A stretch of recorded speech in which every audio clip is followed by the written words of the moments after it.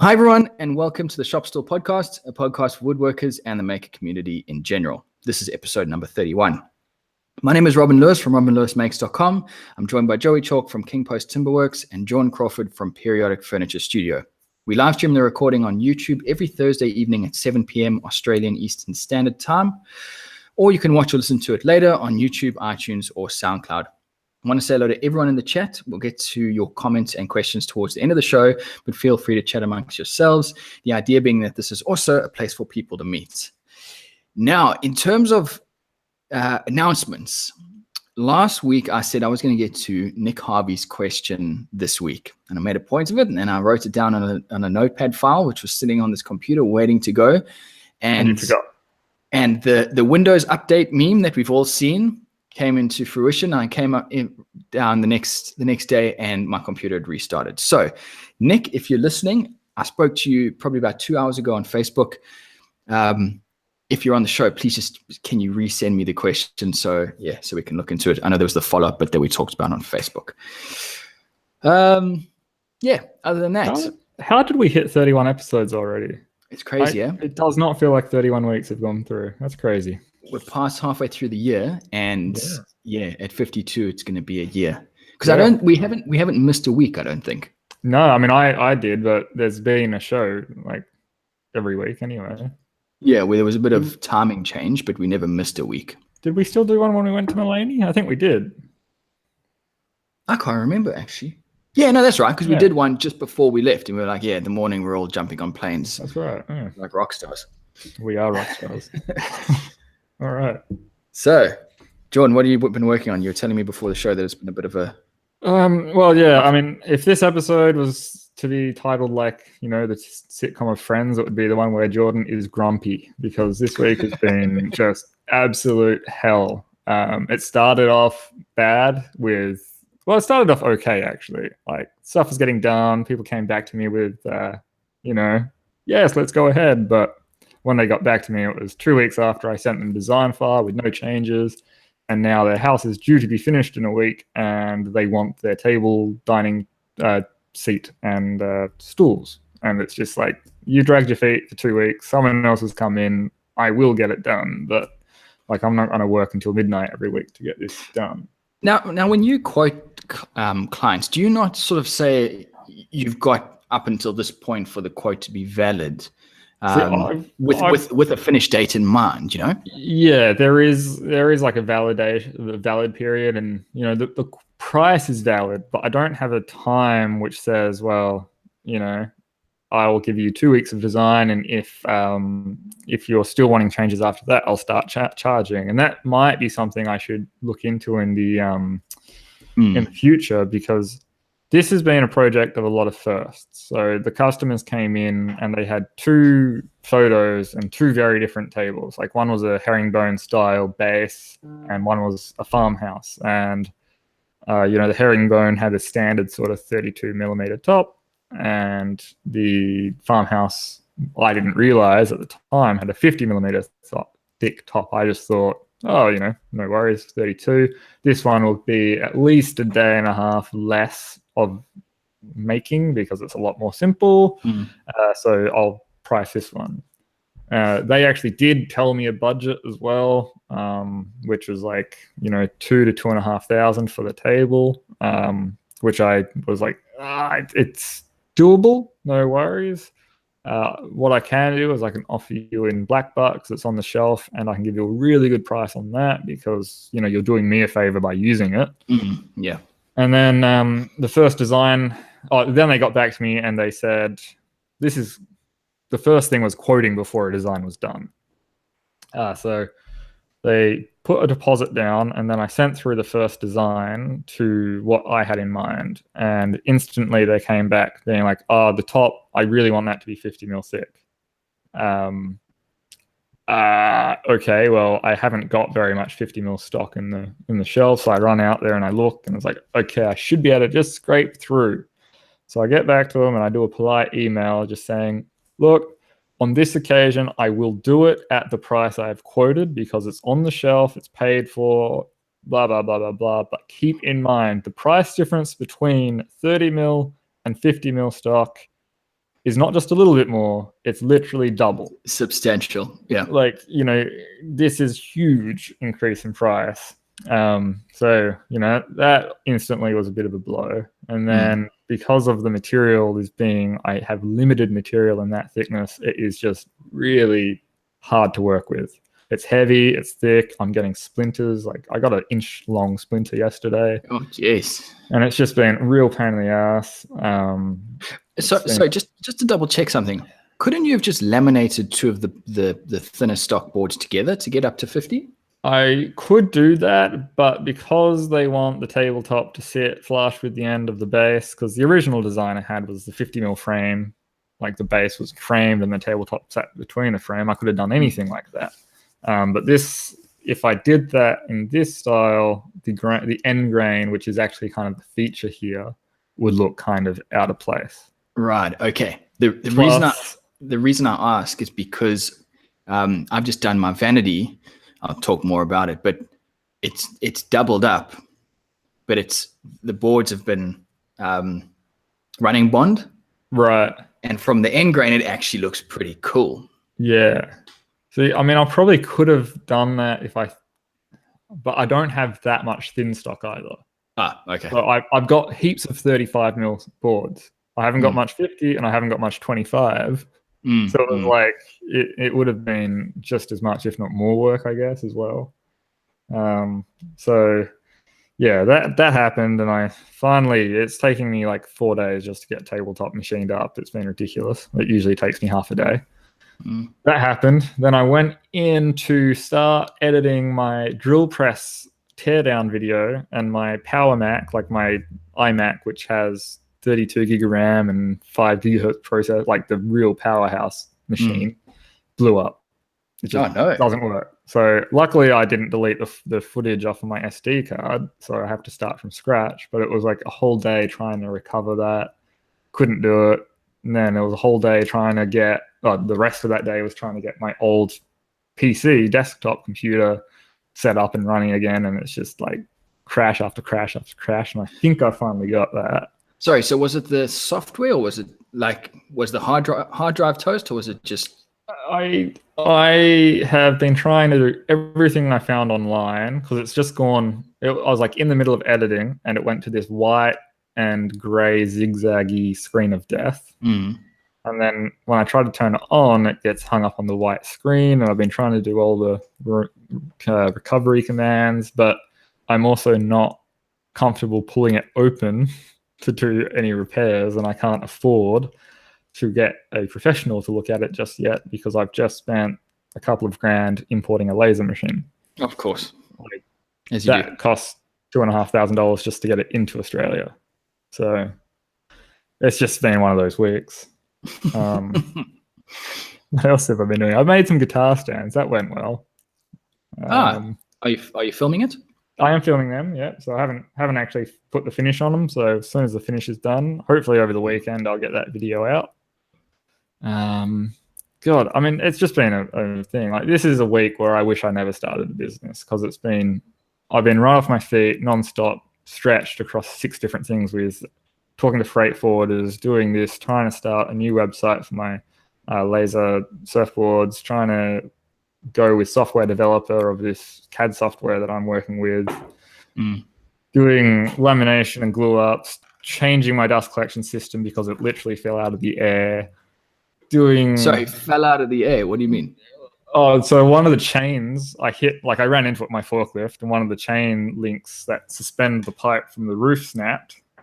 And that was fine, because it was still kind of supported, and I didn't have time to get up there and move, because I'd have to move everything to get to that pipe. So I just left it. And then it was like 8 o'clock last night. I just heard a nice big crash, and everything just fell out of the air. What, like the cyclone unit? I'm guessing cyclone just unit. The pipe, just the ducting. So, okay, not all the way back, but just the ducting, yeah. So it's just, everything that can go wrong has gone wrong this week. And it's, anyway, I'm not going to complain, because it's already been too much complaining for me. It's so funny. So you talk about that, this is a week that you wish you hadn't started. And as someone who doesn't do this 9 to 5 yet, I have a pretty regular run-of-the-mill 9 to 5 job. there are days when I'm sitting, in the office at my desk, and I'm like, this is a bit boring. But I just think, would I want to be feeling like this? Because you're going to have bad days. Would I want to be feeling like this doing something that I love? Would I want to be having a bad day doing something I love? Because that must be it must be hard to pull yourself back from that, I'd imagine. Yeah, I mean, this has been, I was saying to Ellen earlier, actually, is that I'm just not doing good right now, like, because I think it's overwhelmed by the amount of stuff that's going on. And I would way, way rather just be sitting in an office right now, working on a spreadsheet and then getting paid, not doing 70 hours this week. And that's not even the week over. Yeah. And not getting paid for it, for one. It's just trying to establish something which is going to hopefully generate income. And even that's an unknown. I've just invested $8,000 on a laser cutter. There's no guarantees I'm going to make that money back. I'm having interruption after interruption, and I just want to close my doors and walk away. But if I do that, then I don't get paid. Then it really hits the fan. And then I'm like, filing for bankruptcy, not just having a little holiday. So it's just ridiculous this week. I mean, I know next week's going to come around and I'm going to feel really motivated again. So that's like fine. Is that what pulls you through? Is the idea that this is, that this is just a lull? Yeah, exactly. And I think as any business owner, especially one that's just starting out, will have the same experience, many a times in the startup process. I don't even know if it's just the startup process. I think as you grow, your goals change, and so you never really get out of that without sounding awfully depressing. I think you're always fighting. That's entrepreneurial. Yeah, you know what I mean. Yeah, and I think that's dead on. I mean, that's exactly what it is. So, yeah, I mean, I think another really good driving force here is if I was in my old workshop where it was literally me, the only occupier, and everything else was storage, I would probably just kick the bucket and say, I'm done. Stuff it, sell everything. Fuck this. Oh, sorry, language. But because here I'm surrounded by small business of other entrepreneurs, a word I am very hard at saying, like I've got people all around me in the same boat, I can just walk out and be like, dude, this customer is kicking my butt. This dude is a moron. Like this client that I'm doing the table and chair and all that for, I'm basically just, I've given them material, I'm giving them the stools, and I'm just doing like the work of the table and the stool. So it's just like, anyway. Yeah. But yeah, keeping my eyes forward and knowing that there is a better week ahead it's fine for me. That's what you can do, basically. What you can do, yeah. And that's Jordan's therapy session. What about you, Rob? Just a quick update before we get on to what I've been talking about. I spoke to Joey earlier today. He said he might be running a bit late, so I'm not sure if Joey's necessarily going to be on tonight's show. Before everyone runs away in the chat, we're still going to try and put on a show without him. But yeah, so if you're wondering where he is, he might be joining us later. So for me this week, what have I done? That's right. I finally got started on something other than my bathroom, which is pretty exciting. So probably about the last 3 months, I've had a stack of weatherboards in my workshop taking up space. They are 6 meter lengths in my 9 meter long workshop, so you can imagine. And I think there was about 20 of them. So there's quite a few of them. I spread them out to paint them, finished painting them, and they've just kind of sat there. So my workshop, all my desks and my benches and everything have just been covered in these boards. But I haven't worried about that because I've been working on the bathroom. So it's almost a good incentive to get the bathroom done so I can get those out, so I can get a workshop back. Anyway, I've got to the point now where the bathroom is basically done. I'll talk a bit about that in a second. And because of that, I can get started on this weatherboard project. So yesterday I got started on it. I've started putting the 90 by 35 mil. Jordan, do we call those 2x4s here? Yeah, but most places, most people would just call it 90 by 35. Are they studs or not really? Yeah, you can go on studs. Yeah. But you so if you strong back is a pretty common term out there. Studs is a pretty common word out there, but as far as I can tell, it changes from job site to job site. Like, because a 2x4 would be a 90 by 45, right? Yeah, technically, but 3x2 is most common used. And then you also get, some people call it a 4x2, 4x2. Yeah. So, yeah. Okay. Anyway, so I have this dimensional pine lumber in the sizes of 35 by 90 mil. So we're all happy. And I've been bolting those into the concrete wall. And then hopefully this weekend, I'll actually start running the weatherboards across it. Where it gets tricky is I'm trying to blend the new boards into the old boards. So up on the upper level, there's existing weatherboards. I've got to try and slip the next board underneath it. And instead of working from the bottom up, which is the way you would lay weatherboards, I'm working down. Yeah, I was wondering how you're going to do that. I'm interested. And so my there's been builders next door working on my back fence, and I was chatting to him. He came over, and we're sort of talking about ideas on how to do this, because the final weatherboard is on a bearer with this very gentle S bend in it. It's almost 100 years old. It's just moved with the house, and so you've got this plumb wall coming up to a bend, a curved bearer.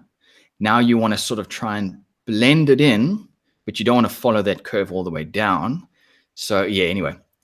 And we were sort of talking about how to do this. And he said to me, which I didn't know, thank goodness this guy came around. You don't shoot the nails through both weatherboards. You only go through the thicker section of one of the boards. The board underneath that slides up under the bigger board, under the thick board, but it doesn't get nailed in at the same time. All right. Yeah, which I didn't know that. I thought you went through the thick board, through the thin board, into the stud. So what this means is I've got to slide the board up underneath and then shoot the nails off while holding it in place, which would be fine if it wasn't a 6 meter length of timber. So I'm going to have to try and work out something like put in a nail, slide the board in underneath, and it sits on the nail, then a nail off the piece or something like that. I haven't quite worked this out. You just got to invent like anti-gravity or something. Yeah, just something quick, just write a piece of code or something. Yeah. So hopefully this weekend I'll get those up, and then I'll have a workshop back, which is going to just be, so I can't wait to clean this place up. It is disgusting. This builder came around. He was like, "Oh, you've got such a cool workshop. It's amazing." And my head's in my hand, and I'm like, I can't believe this guy's looking at it.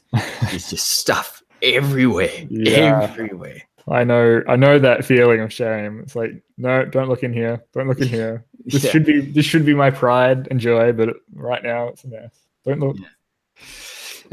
So other than that, as I mentioned earlier, the vanity top is now done. I've cut out the sinkhole, and what I did was I used some Merbau decking for the top. It's a nice, it doesn't struggle in moist environments, and it's all the timber that I've been using everywhere else. I took some decking timber, laminated them on their edges, and then around the outside, I just cut some short pieces, glued them up, and then so on the end grain, it's a bit of a running bond pattern. And I wasn't sure how that was going to turn out, but looking at it now, so when you enter the bathroom, the first thing you see is that end grain of the vanity. It looks so much cooler than I thought it was going to. So that's why I thought with your table, that would be an idea. Yeah, I mean, that if this tabletop didn't work out, I would have had to do something like that, I would say.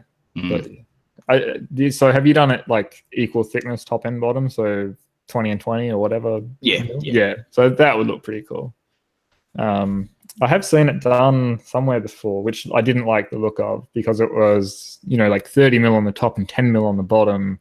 Yeah. And this was in a higher end furniture still mass produced sort of stuff, higher end, and that just looks cheap. But I think equal size, I think that would look really cool. You could actually get quite inventive with it if you needed a say a 40 mil top, if you did 20 in the middle and 10 and 10 on either side, you know, you could you could make that a feature. Make it an actual pattern. But yeah. So vanity's installed. Did you film any of the vanity? So the whole bathroom process, I got up to tiling, and then I just put the camera down. I said, "That's it. I'm done. My life is gonna, in terms of YouTube, my YouTube existence stops here. And as soon as this bathroom is done, it will continue." Yeah, because I mean, you'll appreciate it, even if you aren't necessarily filming with any intent. There is still always going to be overhead when you're filming. Well, that's it. Like this build that I'm doing now, it's going to go from, oh, look, he's machining timber, and oh, there's a completed tabletop, because I was so like, you know what, I'm stopping. I can't focus on this and this at the same time. I got to do this. Yeah. So I know that you're feeling very well. The other thing as well is that and some people have, well, many people have commented on this in some of my previous videos, but now I've become a lot better at hiding it. I don't always wear shoes, and I probably should. And you know, I know working with tools and no shoes is a dumb idea, but because of my 9-to-5 job, I don't have big chunks of time to work. So I put the phone down and I've got 15 minutes and I run and I bash in some nails and then I'm out. Yeah. And I hate wearing shoes, especially in this hot weather. And most of the time I don't have a shirt on either. So the thought of having to put clothes on and just become a mess. So is that for the paid membership side, is it? The topless shirtless. Yeah. I'm working on a calendar. because of that, I don't want to, in the 30-degree heat of 900% humidity, put on a shirt, put on a shoes. This is all taking time to go into the workshop and bash something out 15 minutes and then stop the camera. So that's why I've just put it all on hold. I'll finish it up and then I'll get back into doing project videos. Yeah. I get that. Cool. Yeah. So get it done, and then I can't wait. I've got a project lined up. It's an oak coffee table, and I'll get onto that as soon as I have my workshop back. What sort of oak? I don't know. It came from bedheads. My in-laws, it's the old bedheads. So I'm chopping that up, and it's from South Africa. Okay. They are 99% sure it's an oak, but being from South Africa, I don't know. I don't know what it would be. I saw this really beautiful South African wood. They call it yellow pine, but it's not actually pine. And it was just this most stunning. It had this yellow and red streaks throughout it. It was quite soft, so I wouldn't want to use it for like tables or anything, but it was just stunning. Who was working on a pine? Andy Rawls did a pine. Andy Rawls did a pine entry table today, this week, out of some long leaf pine. I don't know. I don't know pine. Like I know radiata, and that's about it. And Oregon. Yeah. So, I mean, you could see straight away. You could see straight away there was pine, but I think it was long leaf. I think is what it was called. Yeah. And about a 200, even more wide board, and it's just so funny when you see like these top guys who are walnut and maple, and then they make something out of pine. Now, granted, it's a beautiful, probably very expensive type of pine, but it's still pine. And when they put the oil on, you just think it looks like Bunnings furniture, you know? Yeah. Well, it's funny though, because like I watch people like Guy Dunlap, and he uses poplar, which is a really nice pine, and he says, oh, this is just second grade crappy wood, we use it as a substrate. Whereas if it was me, if I had access to poplar, I would want to make a feature out of it, because like you just don't get it in Australia. So is poplar? I didn't know poplar was a fairly sought after wood. I thought it was just another version of pine. It is just another pine. It's just a nice pine. It's like, you have A grade and B grade, but poplar is just super clean, and I've used it a few times and I just love working with it. But so John Peters, who I've talked about before, he actually uses poplar because he's allergic to pine. He's got a skin allergy. Yeah, right. You wouldn't think something like pine could do that. It's just so ubiquitous. Yeah, it's crazy. All right, so this week we're going to finish off the finishing topic. We have done 2 previous weeks. So if you're listening to this on iTunes and it's your first one, we've done 2 previous episodes. One where we got both where we got quite technical and scientific about the finishes. Yeah, we did. So this episode, this is going to be the last one. I want to try and keep it a little lighter, George, so we don't need to talk about chemical bonds and all of that. Oh, that's a shame. I'll put away my spreadsheet. And also, I want to try and get a bit more into questions. So anyone listening in the chat, feel free to shoot your questions. We'll try and answer a few more this episode. Yeah. So we talked a little bit about this before the show, and I want to open with this because this is a nice contentious point, and that is food safe finishes. And what is and isn't a food safe finish. Yeah. So George, you said you have a bit of so the first thing I'll do is I'll add a disclaimer, because I haven't actually prepared anything to confirm my facts or anything like that. So don't take what I'm going to say as gospel, but it's just what I understand. I think the problem with this topic is not only what you just said, but no one really wants to stick their neck out and say this is how it is, unless it comes from the manufacturer. Now I know you may be thinking, well, that makes sense. Why would you ever go, against what a manufacturer is saying? But I do believe, again, I can't back it up, and again, I'm not going to be the person to say go ahead and try what I'm saying. But I do believe that there's a bit of a stigma about finishes, what aren't food safe.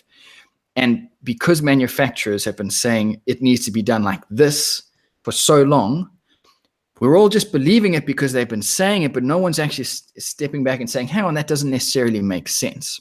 That's absolutely. And also, like, to another extreme, and I mean, it's not woodworking, but another extreme is if you look at steel. Like, everyone says, oh, you need 302 or 316 stainless steel because it's food safe. But like, then again, I have, like, who has a problem putting in any old cutlery into their mouth? I don't question what sort of steel it is. It's metal. It's metal is metal, right? But it's still food safe metals, and it's just, stupid.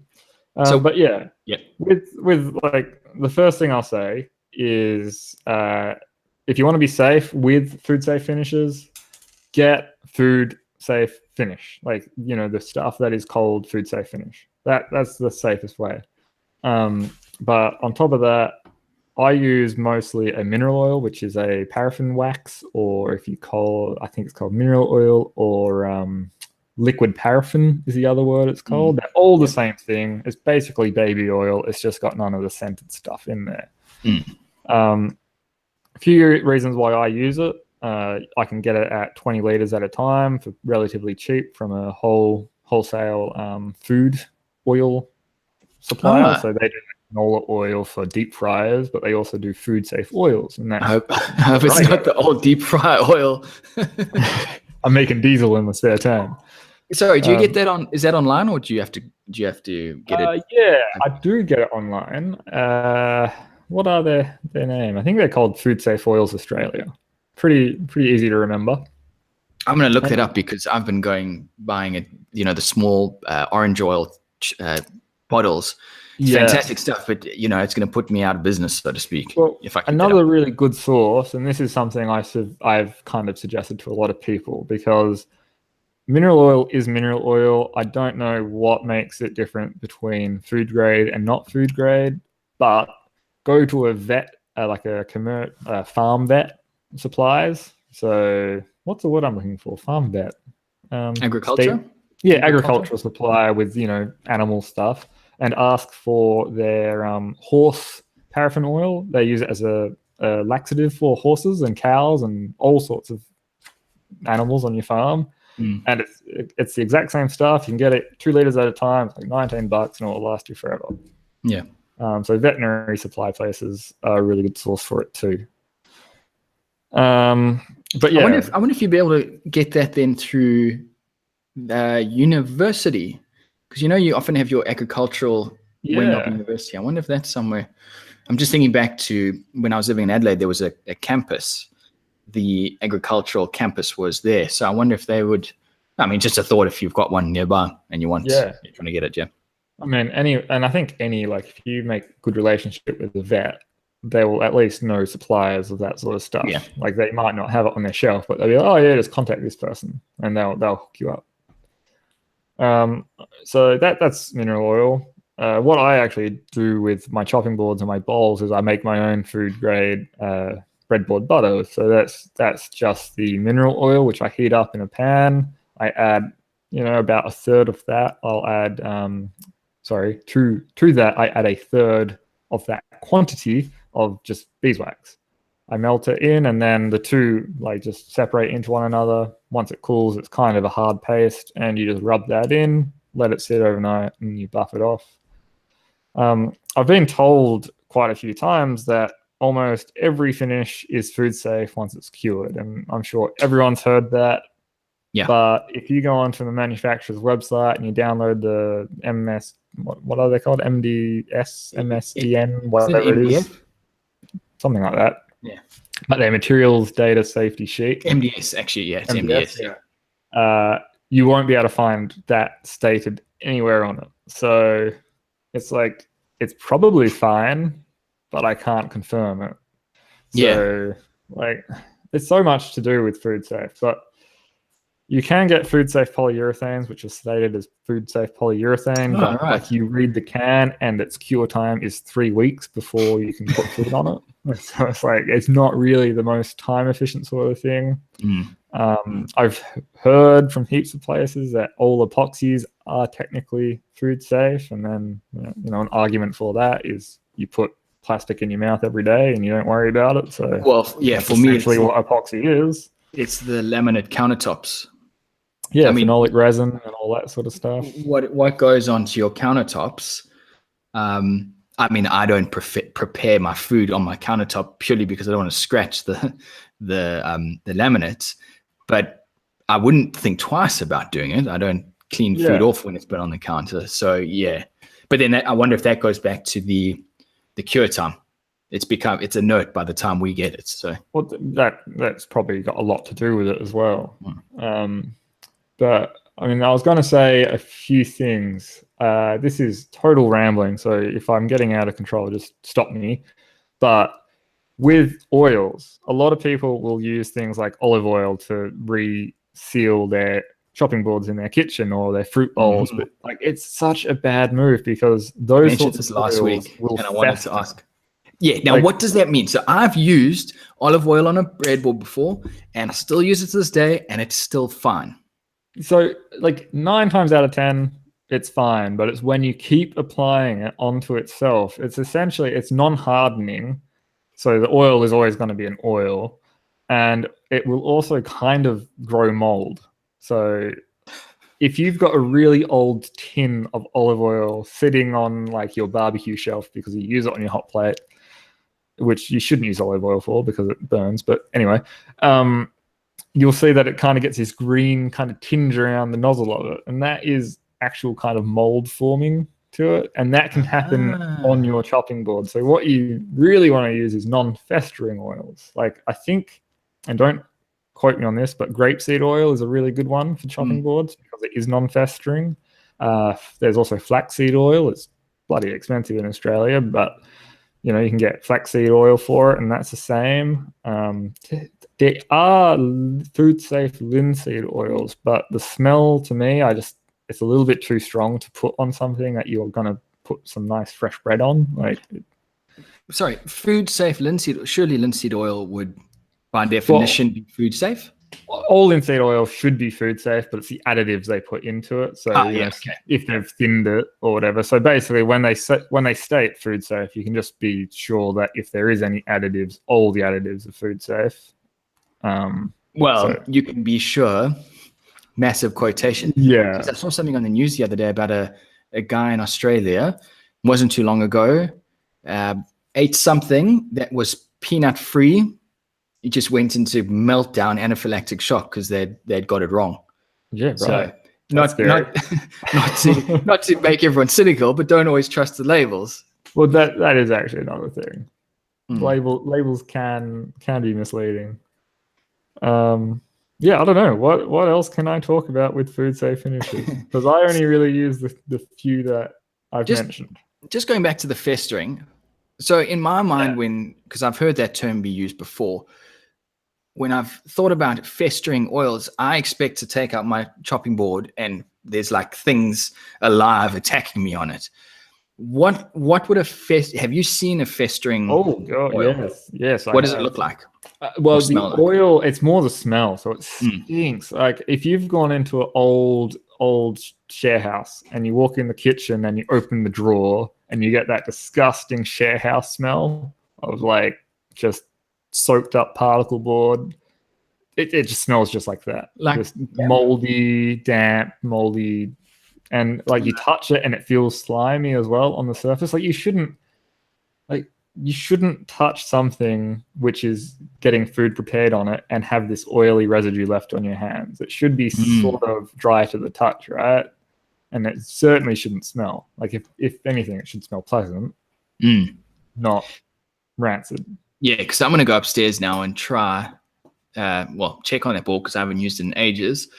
And if you're ever going to get a moldy board, it's going to be here in tropical North Queensland where it Where sits you in a got the cupboard. heat. And yeah, everything's growing here Yeah. permanently.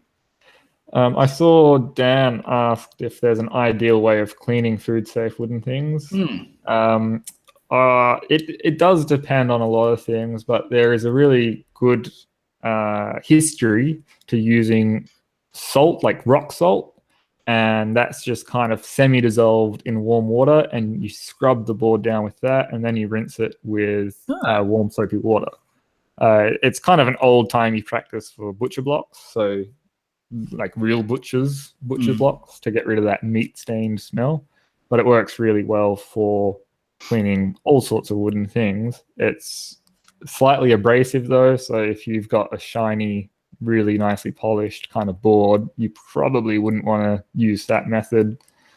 But if it's nice and shiny, there's very little chance of stuff sticking to it anyway, so warm soapy water will work just fine. A few weeks ago, I mentioned Rubio Monocoat. They actually sell a specific cleaner for their product, which you spray on and wipe off. And that is technically a food safe finish, although it's bloody expensive, $400 a litre. So not many people would justify buying that for their food safe bowls or That's chopping insane. boards. Oh, it's insane, but it goes a really long way. Like that 1 litre Okay. will cover 50 square meters. It's a big chopping board. Yeah, very big. Yeah, so Greg just saying, yeah, I've used grapeseed oil from LD works well. Yeah. I've seen the grapeseed oil before and always wondered if they would work in the same way. Interesting. Yeah. So, but bottom line is there's no such thing as, well, I guess you did say there is a polyurethane, but really there's no such thing as a hardening finish for a chopping board.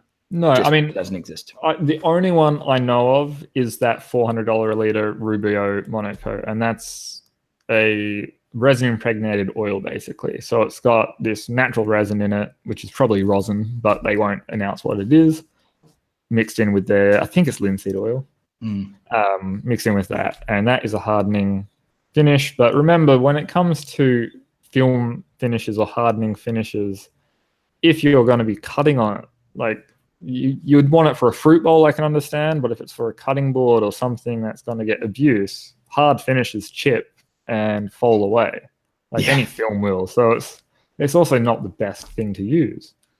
But that's what I mean. There's no such thing as a hardening finish that does chip that it's okay for you to ingest. Like think about something, I don't know, what, cornstarch or something like that. Right. They use that because if you ingest that, it's not a problem. So there's no such thing as a film finish that you can ingest. When I say it like that, it sounds so it sounds weird. chugging polyurethane, but you know what I mean. There's no such thing. Yeah. Well, not that I know of, anyway. I mean, all the fish in the oceans are ingesting tiny microplastics every day, and they seem to be living. So, who knows how bad it is for you? All right. So we're also going to talk about oils as a finish. I know we briefly talked not last week, the week before, about what oils are made of. But I was really interested to find out the best way to use oil as a finish, because Joey's talked about in the past where he actually gets a really nice shine with an oil. So you've used oils in that way, right, John?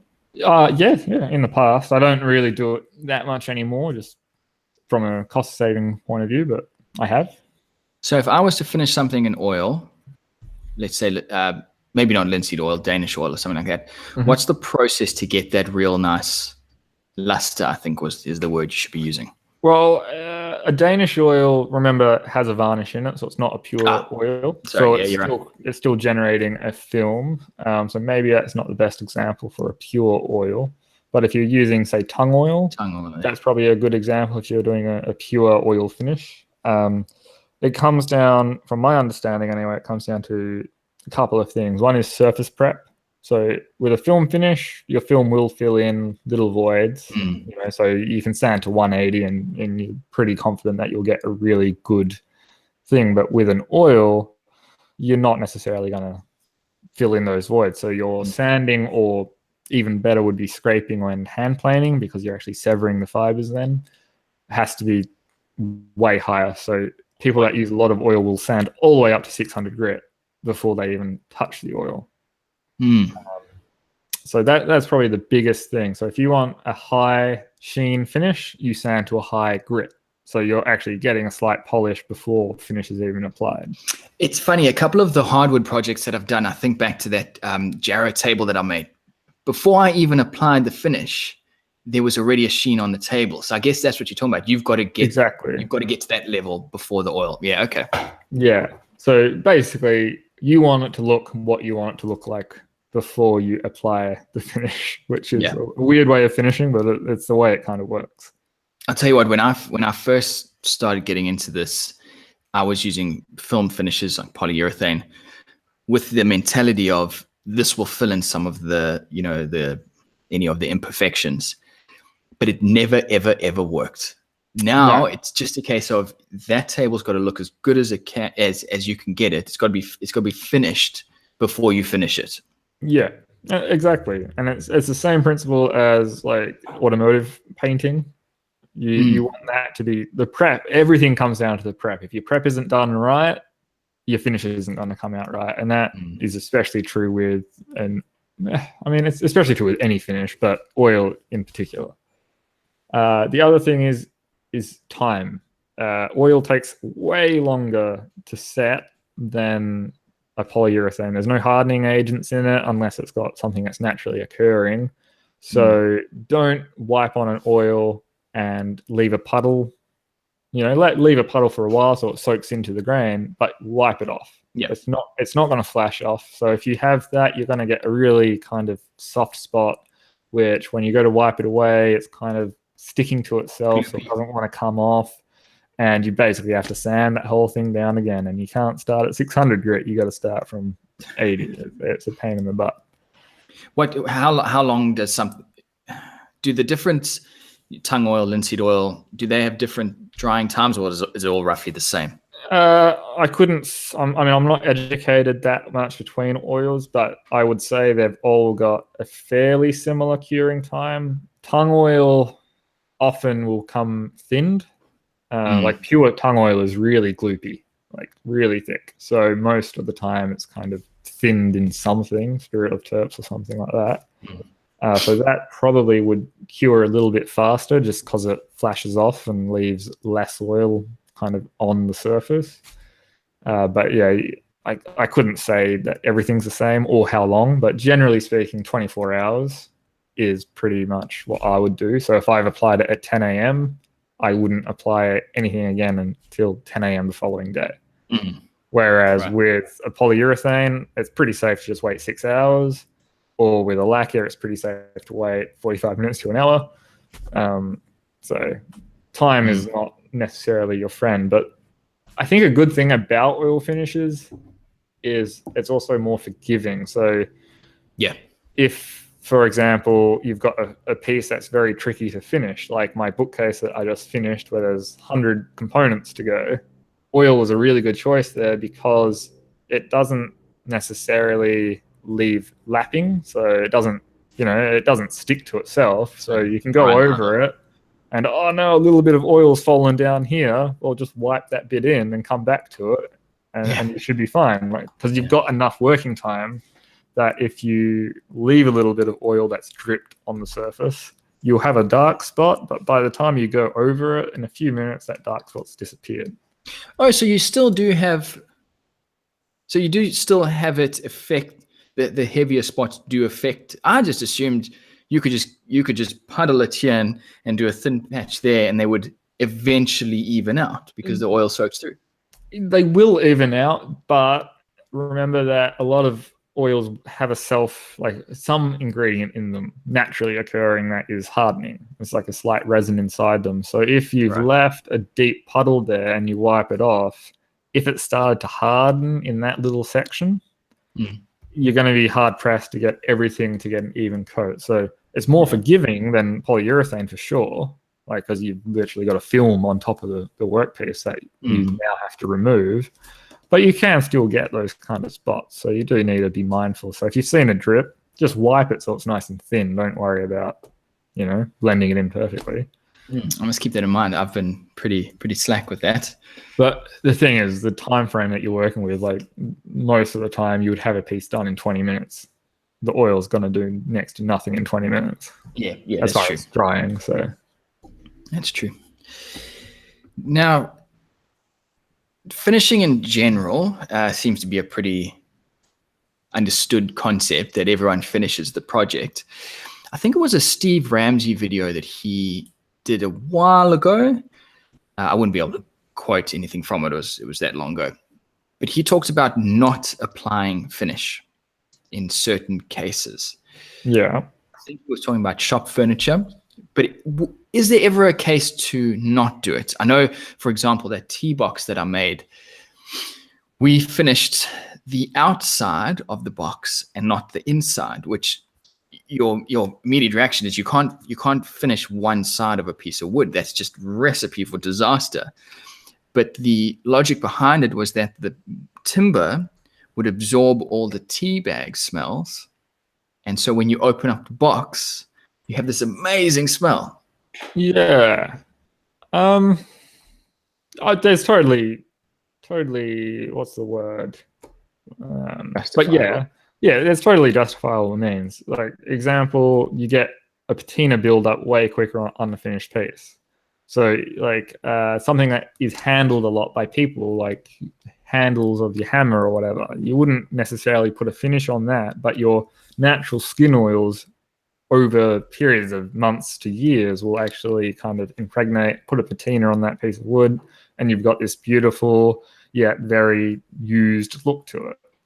And if you're using a hardwood, like a hardwood, I don't think that it. I've got an axe handle that I made out of just a scrap of jarrah. I think I put a super thin coat of oil on it, and it was just as a for the camera. Wow, look at the grain on this. But I've never used one since. It's almost certainly long evaporated. Yeah. But it's still got that shine just from my hands rubbing on it. It's that natural patina. There's also woods that don't need finish. Like teak is a really good example. Teak is this huge not resin, sorry, it's really waxy. So you can just burnish teak if you wanted to. You could just get some shavings and burnish it in until you get a nice little build-up of a sheen, and then you can call that project done because it's self-lubricating wood. There's woods, I can't remember. I imagine mobile would be very similar to that as well because of its high tannin content. Tannins, yeah. I mean, tannins is a funny thing. Tannins can behave really strange because it will stain very easily, like it's reactive. So I think you still would want to finish mobile because of the black staining if water gets on it. Yeah, so I guess there you're doing more from a saving everything around it. Yeah. Exactly, it's preservation more than a necessity. Yeah. Ships used to use really hard wood like mulga for ball bearings, and you wouldn't put a finish on that because the finish is literally softer than, like any finish is softer than the wood. So you just leave the bowl of timber and that's your ball bearing. Like, there's always a means for it. As a furniture maker, though, and as a furniture maker that makes 90% dining tables, you want to finish everything equally on both sides because it helps with timber movement, and it ensures that you're losing, enough moisture is leaving each side of the workpiece at the same rate. Yeah. In a dresser, though, because the dresser is kind of sealed up, you'll often see a dresser is finished really well on the outside, and then it's maybe one coat on the inside. It's just kind of a sealing coat. And that's one, it's cost saving, but it's also not necessary because it's kind of sealed in. I never thought of it like that. Yeah, your amount of air movement in there is going to be next to nothing, provided you've built it properly. Exactly. So you still want to put a little bit of finish in there. And if it's a high-end piece, you would want to finish it just so it looks the same inside and out. But there's no point. And that's why if you go to anywhere like Nick Scally or Freedom Furniture and you look inside of these things, nothing's finished, or it looks like it's not finished, but it's had one coat or whatever. So, yeah, the vanity that I've put together is a super cheap one from Bunnings, and the back panels is that hardboard. Yeah, probably a few mil. Masonite, and that's one that has not been finished. And what a dumb idea to not finish it in the bathroom. I now have these like I don't know what they look like, fruit bowls, because they've just cupped to just all hell. Yeah, but I guess if it's not going to get affected by moisture because it's inside something, and that goes back to the tea box idea that I was talking about earlier. Yeah, it's a sealed box. Now there's a different science between humidors. I don't know anything about humidors or their thing, but I'm pretty sure it's common practice to not finish the inside of a humidor because it's better for the cigar. Like it keeps it, I don't know, wicks it in. I think something like that. So there is like science behind it, but I don't know what it is. Yeah. All right. Well, that's going to conclude the finishes discussion. Anything else you wanted to add to that, George, or are you happy with that? Hopefully I didn't butcher it too much, but I think I'm happy there.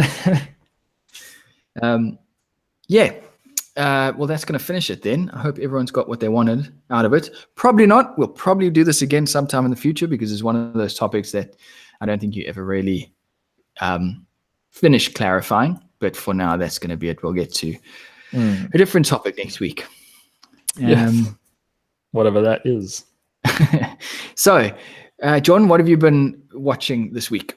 I have been watching Guy Dunlap's newest video. I think we've recommended him on a prior episode. If not, we should have, because he has some really cool stuff. But he's making like a curved, I can't even know what are they called.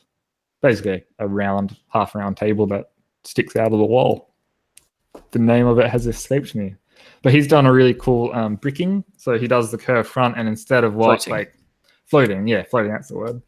But if I was to think, how would I make this curved thing? I would think I'll do bent lamination on a mold and do it. But instead, he's used a method called bricking, which I have seen before, but he kind of takes the mystery out of it and simplifies it really nicely. So, never heard of that before. Bricking. Yeah, it's basically stacking it like bricks, cutting the curve into it, and then essentially it's like a plywood. You're making your own plywood, and it's kind of cool.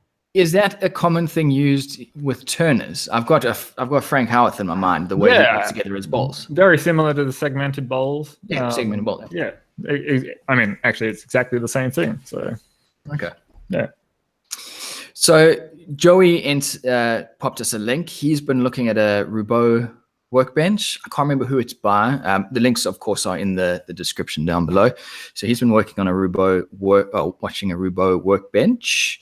And I watched a video by Paul Jackman. Jackman Works this week, a router table, which he put together. I always enjoy his videos because he's one of those guys who he's an interesting enough character that when he does something funny, it is legitimately funny. It's not, there's a lot of guys, myself included, I'm guilty of it as well, where you try and do those typical video tropes and they just come off as forced. But Paul Jackman just nails it every time. Anyway, he made the super cool router table, very interesting. He did one particular thing with the rails, which he talked about. I don't have a router table, so I don't have a whole bunch of knowledge on this, but he did something with the rails, which was quite unique. So it's definitely worth looking into. Cuffy, floating sunburst Demoline table. That sounds table. Is that the one? That's what Guy was doing. Yeah, it's a floating sunburst Demoline table. Yeah. Thanks, Cuffy. That's the one. Cool. All right. Well, that'll do it for tonight. Unfortunately, Joey wasn't able to make it tonight, but that's all right. I feel like we worked it well in his absence. John, anything else you want to add before we round it up? No, just thank you for not being too mean to us. When's your next video coming up? Oh, gosh. Hopefully over this weekend, I'll have the guitar stands out, and the drill press video should be out on Maker Addiction maybe tomorrow. It depends how far I get tonight. I'm going to stay back and get this damn table glued up so I can spend some time editing. Cool. All right, everyone. Well, thanks to everyone in the chat. Thanks for tuning in, and we'll see you guys again same time next Thursday. Catches.